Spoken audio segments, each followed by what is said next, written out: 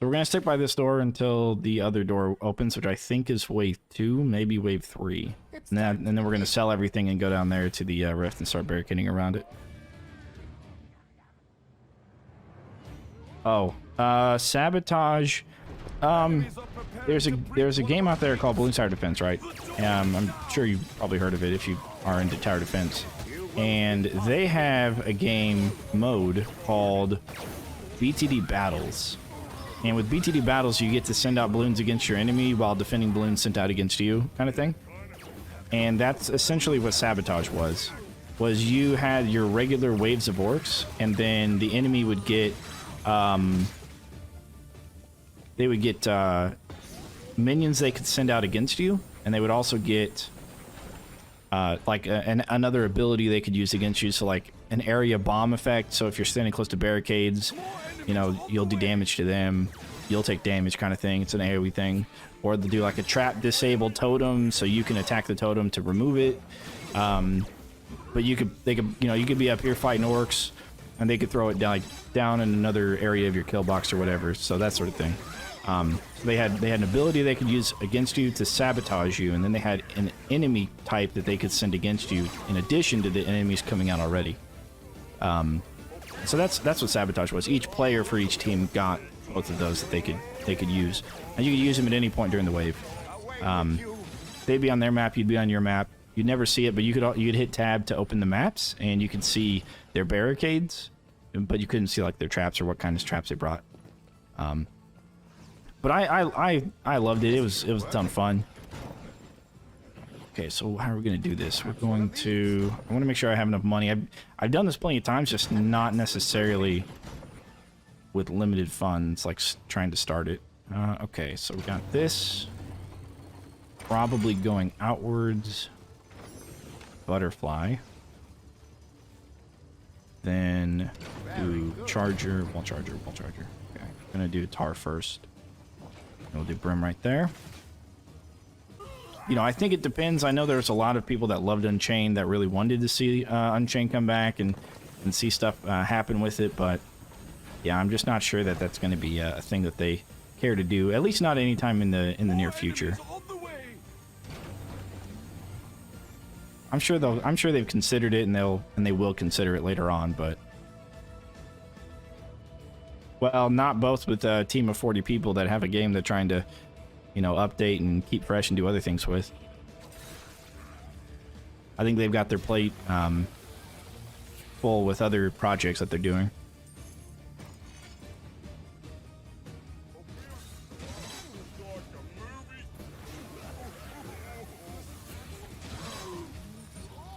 I'd like to see it come back. One of the things I liked about Sabotage, I mean, I ended up only playing, and I have some videos on my channel with Sabotage. You can just search through the channel for Sabotage videos, but one of the things I really enjoyed about it was the fact that when you hit tab, you could see the enemy's map. You could see how they're barricading. So, of course, it's competitive, so you want to win, so you have like the best barricade setup. But you can see how they're barricading, and then kind of go off of that to figure out if you can make a kill box happen with the same thing. If they're beating you a bunch, you could do that. That's one of the cool things about it. Towards the end of the Orcs Must Die Unchained lifespan, I was only playing against the same guy over and over again.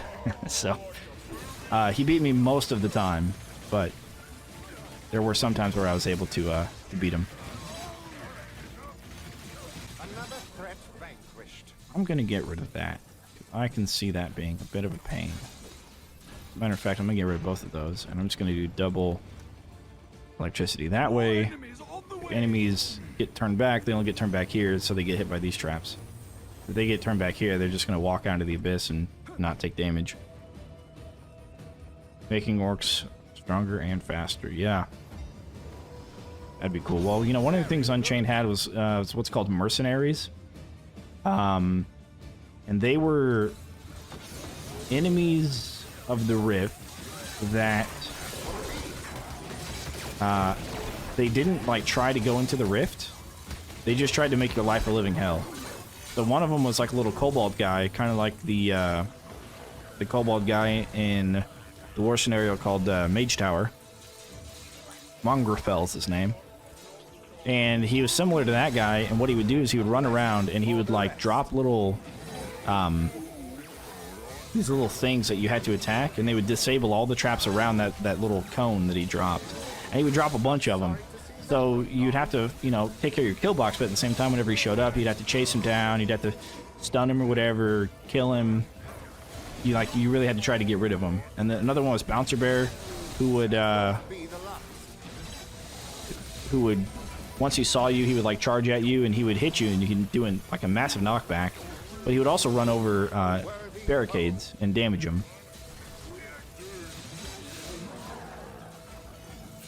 There's another one that summoned little like miniature gnolls that would go through the rift. Not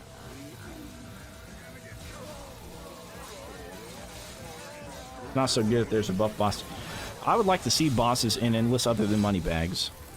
Like, even just the regular bosses. He was so dangerous. Yeah, he really was. But then there was the mage. I really hated the mage because he would make copies of himself. When he did that, you wouldn't know which one was the real version. I think there was a way to tell, but I don't quite remember. But you wouldn't know which one was the real version, which boss was, which clone of the boss, I should say. And man, he was a tough cookie to crack. Okay, those are sappers. It's very faint. I have to turn the game sound down in order for the game not to be overwhelming. There we go. Who's sorting out the pieces? Helped you understand it better. Sure. What are your questions? Oh, you know what? Hang on. Hold on to that. Oh, is this wave 13? So we need to take care of this fire elemental. Are we? Oh, come on. A temporary setback. Yeah, temporary setback indeed. Not exactly time, No. but, oh well. Okay, he didn't hit the gate. We're good. So the middle. Let's see, what is the thing when you're in the middle and the green thing appears? If you're talking about the green thing on the mini map, it is consumables, money, mana potions, or health potions. This thing here that I'm defending, the blue circle, that's the rift. The tower defense game, so that's essentially you don't want the enemy to go to the rift. It's probably really honestly just a vocal minority, but they didn't make enough money off of it to sustain themselves anyways. Like, for example, me, I didn't mind it at all. Like, I completely understood it. You know, I played League of Legends in Season 1, and that's exactly what League of Legends does, right? Like, and people complain about it. I don't understand why. Like, they gotta make money somehow. On your body. Oh, on my body. Yeah, that is something that happens when I sleep. It's a regeneration effect. So there's one particular trap called the Archer, and when you put him down with the regeneration, a green thing goes around him, and that's just to indicate that he's regenerating health. This character specifically gets to do that. He goes prone, which prevents enemies from targeting him, or supposed to. It doesn't work always. And it heals. It gives him health and mana regeneration. Threat vanquished. Goodness me. So Moneybags is dead. Nothing's even getting past that corner, which is absolutely crazy. That's just how good the saw blades are. That won't be the last. It says body musk. Yeah, the odor of being old, because he's old. Well, that. But no, yeah, it's a health regeneration visual. You can see the green that surrounds the trolls. The green surrounds the trolls. It's the same thing. It's a regeneration thing. Name Watch Dogs. I've heard of it, but I have no idea what it is. Worthy foe. But I think that I know of it as a popular game, but I don't know anything about it other than it's a popular game. I think we're going to double stack on Cades. Maybe just stick with that. And probably just do a decoy Cade out there somewhere. Perfection.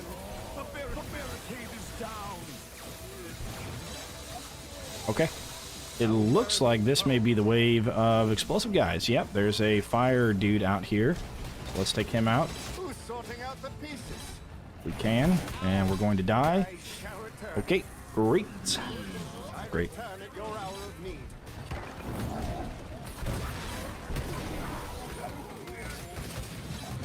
Oh, ha. Okay, the ogre knocked him down. I can live with that. That works.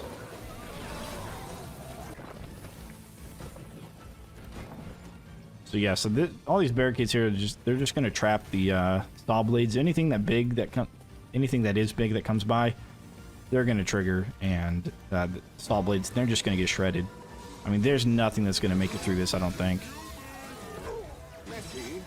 Not anytime soon. Maybe eventually if they have a crap ton of health and don't get distracted and everything else that can happen to them. That won't be the last.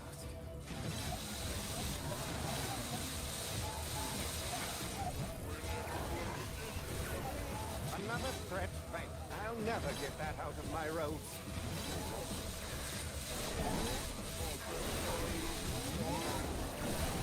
Oh, not exactly tidy, but oh well.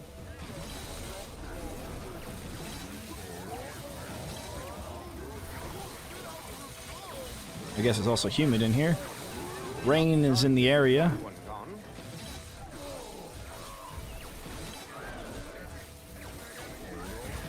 Quite a bit of rain, actually. For what are the wolves? You mean those purple guys that are charging at me?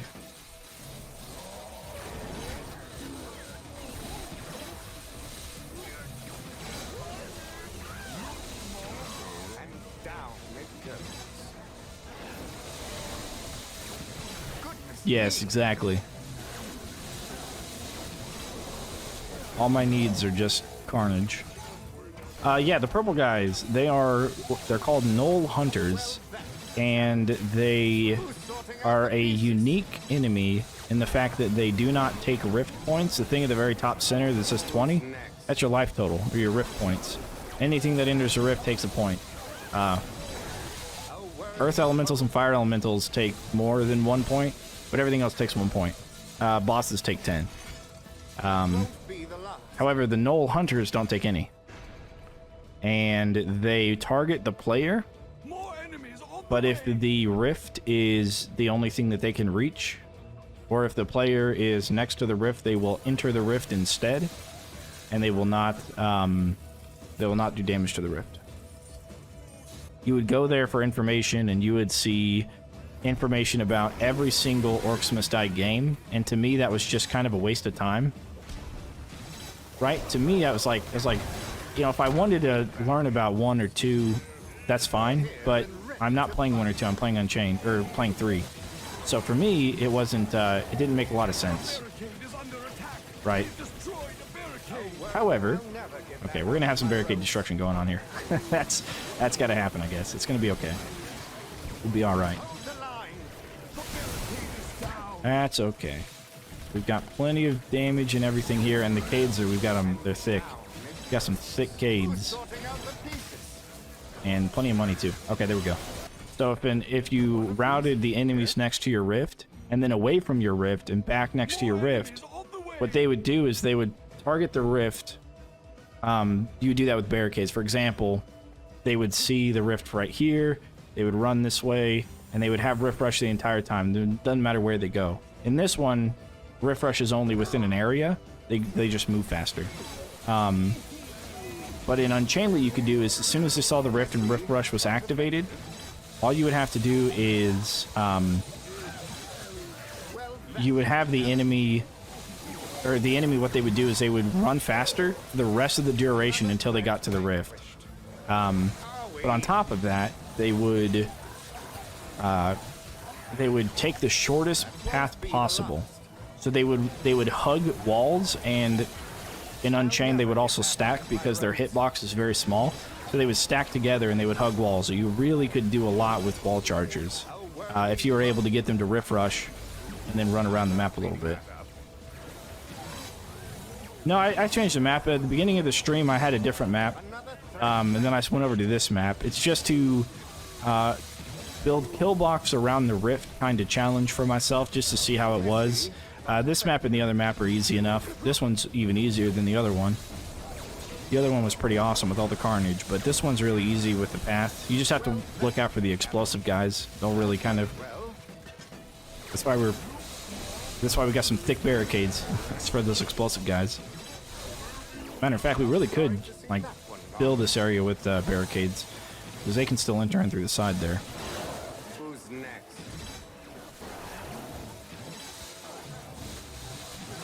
A vile creature, dead.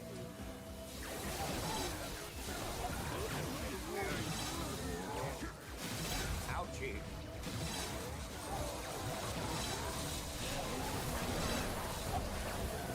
And down it goes. Best boss in this game? That won't, not exactly I think Gorbash is the coolest, and I think he's the coolest for the way he looks and the name. Get that out of my robes. I think the best mechanic one is probably Perfection. Mongrafel. He jumps over barricades and goes straight for the rift. If you're not expecting that, he can be a bit of a challenge. I say that. He's actually really easy to beat. Yeah, you can actually see here underneath their feet, the dirt start to kick up. That's actually when they've activated Rift Rush. So you can see these orcs are doing that now. They start running faster when they're close enough to the rift. They did not. There's really only 5 bosses right now. There's Moneybags. Moneybags doesn't take any rift points, and he gives money. It's kind of one of those. In a lot of tower defense games, you have like a test wave or like a test mob. He's kind of like a test mob. He's really tanky, really beefy. He's a boss, so he doesn't get like flip by flip traps, that sort of thing. Chromatica is probably the hardest boss. Yeah, I think Chromatica is probably the hardest boss because you can't use your stone staff and you can't freeze him. You can freeze and stone staff the other bosses, but you can't do that with the Chromatica. He's the flyer boss.